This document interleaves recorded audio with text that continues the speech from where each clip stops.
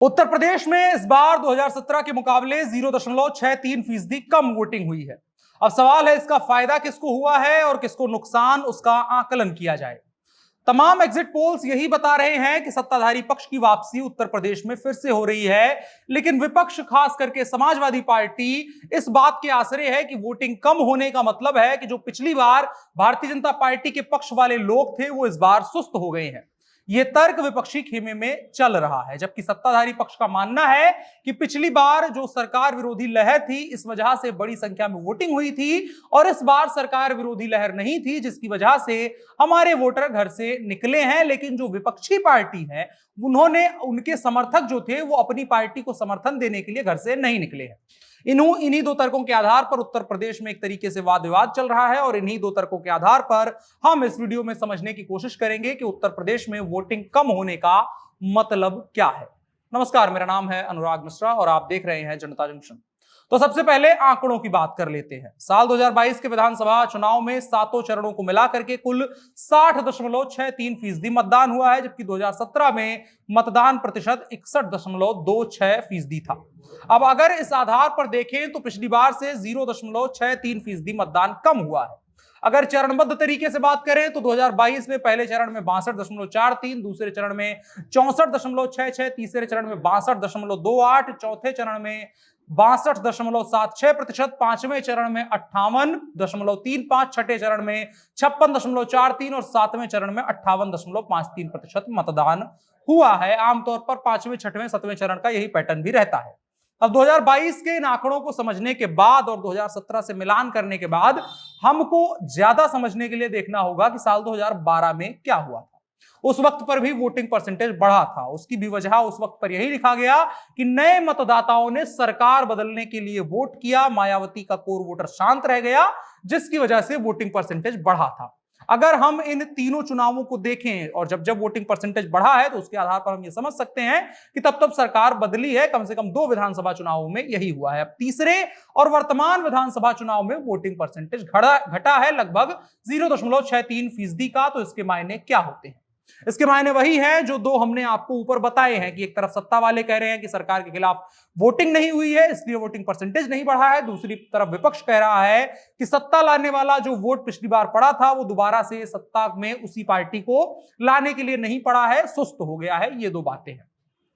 लेकिन इसमें एक तीसरी बात भी आती है कि अंतर कितना है, जो पक्ष में पार्टी है और जो सत्ता में पार्टी है, विपक्ष में जो पार्टी है और जो पार्टी सत्ता में है, उनके बीच का अंतर क्या है। तो अगर इन दो मुख्य विपक्ष और पक्ष वाली पार्टियों में देखें तो हम भाजपा और समाजवादी पार्टी को पाएंगे। तो इनके बीच में तकरीबन 10% का अंतर है।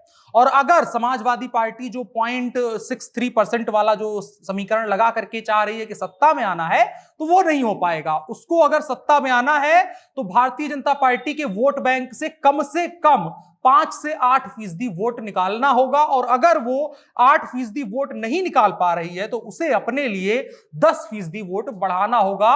सीट का टर्नआउट एक अलग मामला है, क्योंकि जो सारी की सारी चर्चा है वो वोटिंग परसेंट पर हो रही है। हालांकि वोटिंग परसेंटेज सरकार बनाने में बहुत बड़ा रोल प्ले करता है, ये तो बात है, लेकिन कुछ छोटी छोटी चीजें हैं जो समझनी और भी जरूरी है।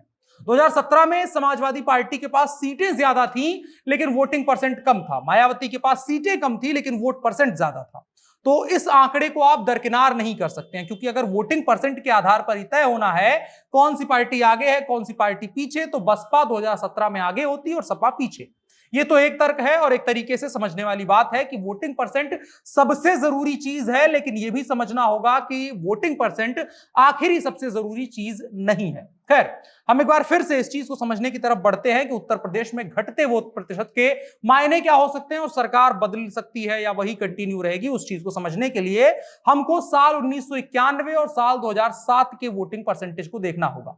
1991 में 48.5% वोटिंग हुई थी, 2007 में 45.9% वोटिंग हुई थी। उसके बावजूद भी 2007 में पूर्ण बहुमत की सरकार मायावती में बनती है। उस वक्त पर द हिंदू में लिखा गया था कि अधिक वोटिंग का मतलब है सभी पार्टियों के बीच तगड़ी फाइट है, कम वोटिंग का मतलब है फाइट कम है।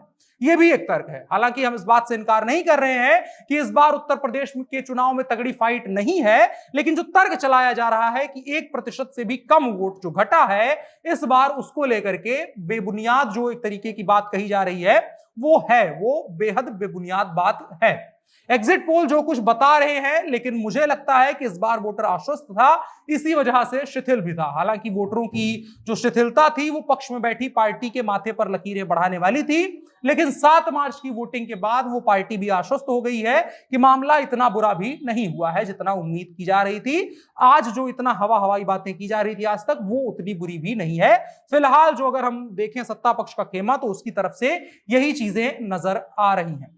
आप क्या सोचते हैं, वोटिंग परसेंट घटने के क्या मायने हैं, कमेंट बॉक्स में जरूर बताएं। और साथ ही साथ ये बताएं कि आपका क्या आकलन कहता है कि किस तरीके से सत्ता सरकार बन रही है, क्योंकि एक तो एग्जिट पोल है, लेकिन आम जनता जो है उसमें कहा जाता है कम शामिल होती है। तो आप कमेंट बॉक्स में बता सकते हैं कि क्या कुछ सोच रहे हैं आप। फिलहाल के लिए इतना ही, वीडियो को साझा करिएगा।